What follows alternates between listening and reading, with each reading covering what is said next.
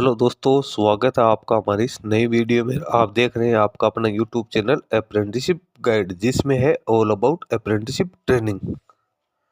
दोस्तों, आज के वीडियो में अपन बात करेंगे electronics corporation of India limited, जो कि गवर्नमेंट ऑफ इंडिया का एक एंटरप्राइजेज है और डिपार्टमेंट ऑफ एटॉमिक एनर्जी के अंडर में आता है। इसके द्वारा यहाँ पे रिक्रूटमेंट निकाली गई है सीनियर आर्टिजन्स के पदों के लिए। हालांकि रिक्रूटमेंट है वो यहाँ पे कॉन्ट्रैक्ट बेसिस है, वो निकल गया है। लेकिन इसमें कैंडिडेट्स के लिए क्या क्या एलिजिबिलिटी क्राइटेरिया रखा गया है, कौन से कैंडिडेट इसमें अपना एप्लीकेशन फॉर्म सबमिट कर सकते हैं, वो सारी जानकारी इस वीडियो में आपको देने वाला हूं। दोस्तों, अपन आ गए ECIL की ऑफिशियल पोर्टल पे। यहाँ पे आपको उसका डिटेल एडवर्टीजमेंट है वो देखने को मिल जाएगा। यहाँ पे मैंने इसका डिटेल एडवर्टीजमेंट है वो डाउनलोड कर लिया। यहाँ पे सबसे पहले तो इसका इंट्रोडक्शन दे रखा है। एडवर्टीजमेंट नंबर है 11/2025 26/6/2025 को इसका नोटिफिकेशन, यानी आज इसका नोटिफिकेशन जारी किया गया। वैकेंसी जो निकाली गई वो कॉन्टेक्चुअल बेसिस रिक्रूटमेंट निकाली गई, जिसमें कैंडिडेट को 4 साल के लिए यहाँ पे रखा जाएगा। उसके बाद में हो सकता है कि इसका आगे भी एक्सटेंड किया जा सकता है, लेकिन इसको कोई यहाँ पे गारंटी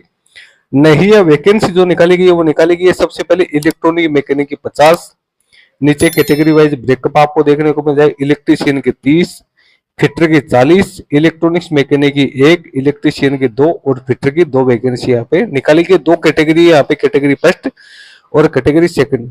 अब एजुकेशन क्वालिफिकेशन की बात करें तो कैंडिडेट ITI पास आउट होना जरूरी है। 2 साल का ITI का कैंडिडेट के पास में यहाँ पे सर्टिफिकेट होना जरूरी है। एक्सपीरियंस की बात करें तो इलेक्ट्रॉनिक मैकेनिक, इलेक्ट्रीशियन और जो अपने फिटर की बात करें तो मैन्युफैक्चरिंग, प्रोडक्शन, रिपेयर और टेस्टिंग में यहाँ पे होना जरूरी है। EME इन PSUs।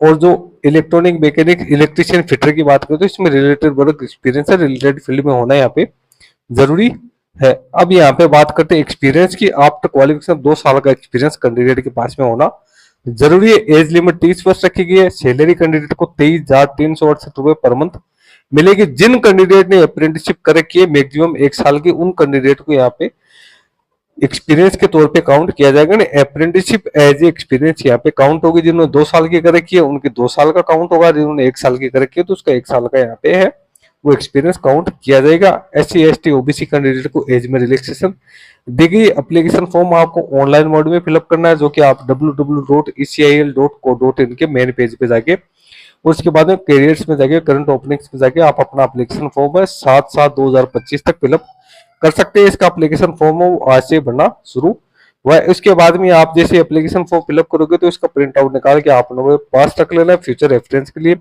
जब भी आपको ये हो सकता है आगे शॉर्ट लिस्टेड किया जाएगा तो डॉक्यूमेंट वेरिफिकेशन में आपके काम आएगा। सिलेक्शन मेथोडोलॉजी की बात करें तो कैंडिडेट का सिलेक्शन यहाँ पे है वो मेरिट बेसिस के आधार पे किया जाएगा। नहीं, कैंडिडेट ने जो ITI में जो मार्क्स प्राप्त किए उसके आधार पे कैंडिडेट की यहाँ पे शॉर्ट लिस्टिंग की जाएगी। एक पोस्ट के अनुपात में 4 कैंडिडेट को यहाँ पे पास है वो किया जाएगा।